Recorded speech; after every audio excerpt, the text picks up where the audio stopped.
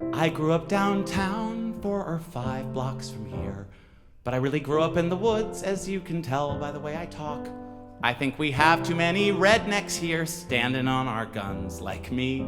I'm Kappa Alpha Robert E. Lee, waving the stars and bars. I mean, growing up as a kid, I was hunting all the time.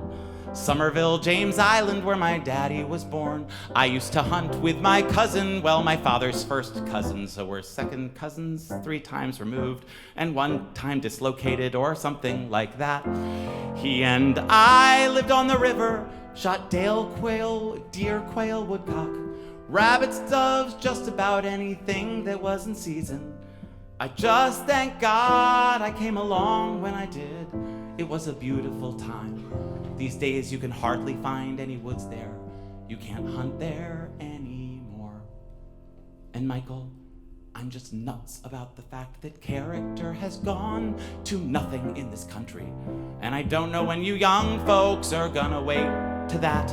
Well, something's gotta happen. I mean, our country's the Titanic, going towards the iceberg, and I'm thrilled by Trump. I mean, I've got mixed emotions, but I'm glad that he's upset the apple cart. So many politicians have made billions of dollars from being politicians, and it runs the gamut. Strom Thurmond was in there for life. Harry Reid, who was a pauper when he came in, is now worth millions of dollars, and people in this country are more interested in yelling and screaming. We all have these phones, and the next person who says to me that time is money, I'm just gonna puke.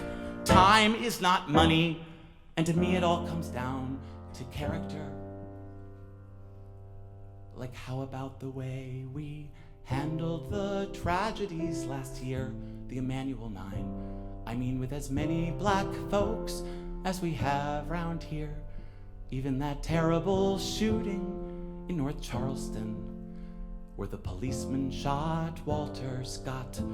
There was terrible outrage in the community about that.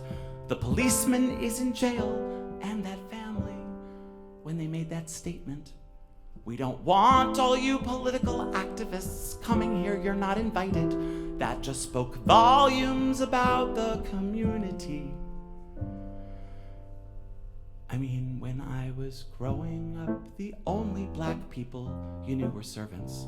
We had servants, 15 cents an hour servants. Otherwise, they were just people who lived somewhere up there. We had a maid, and we were not a wealthy family. We lived at 61B Montague Street.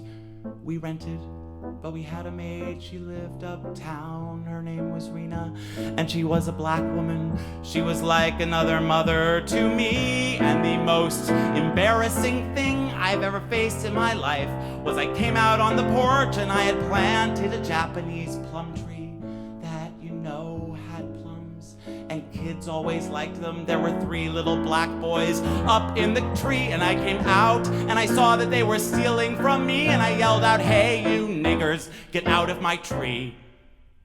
And Lena was emptying the garbage. She came running out the front of the porch, and she grabbed me and she said, "Let me tell you something. You better think before you use that word again. If I hear you again, I will wash your mouth out with soap."